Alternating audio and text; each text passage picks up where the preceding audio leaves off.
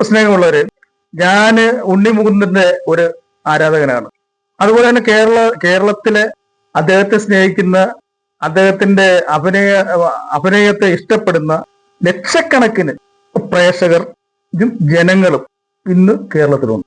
കേരളത്തിൽ മാത്രമല്ല, കേരളത്തിന് വെളിയിലും മറ്റു രാജ്യങ്ങളിലും ഉണ്ണി മുകുന്ദനെ വളരെയേറെ ഇഷ്ടപ്പെടുന്ന അദ്ദേഹത്തിന്റെ ആരാധകരും അദ്ദേഹത്തെ ഇഷ്ടപ്പെടുന്ന ജനങ്ങളും, അദ്ദേഹത്തിന്റെ ആദ്യകാല സിനിമ മുതൽ ആ സിനിമ കണ്ട് അതിനെ വിജയിപ്പിക്കുകയും അദ്ദേഹത്തിന്റെ അഭിനയം, നല്ല നല്ല രീതിയിലുള്ള അഭിനയം, അതായത് ഒരു ജീവൻ ജീവിക്കുന്നത് പോലെയുള്ള അഭിനയം അദ്ദേഹം കാഴ്ചവെച്ച് പല സിനിമകളും അദ്ദേഹം പോപ്പുലർ ആക്കിയിട്ടുണ്ട്.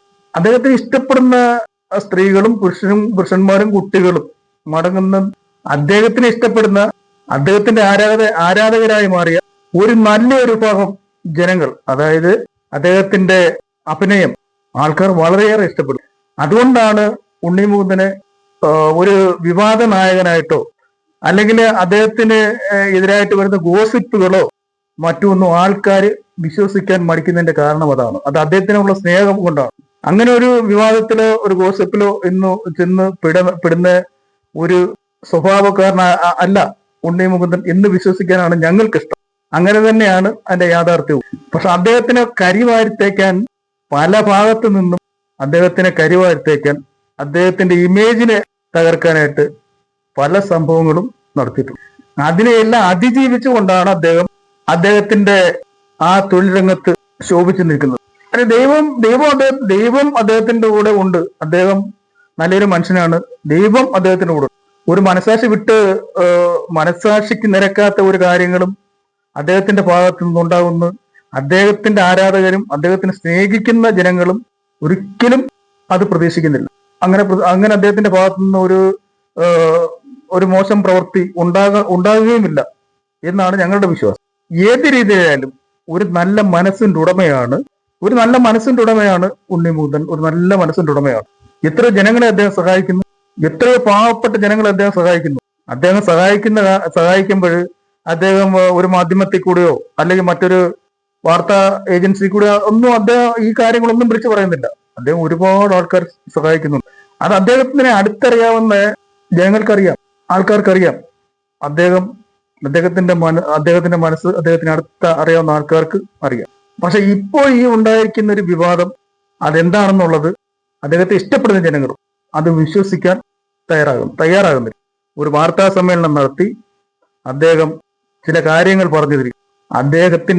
അദ്ദേഹത്തെ സ്നേഹിക്കുന്ന ജനങ്ങളും വളരെയേറെ വിഷമത്തിലാണ്.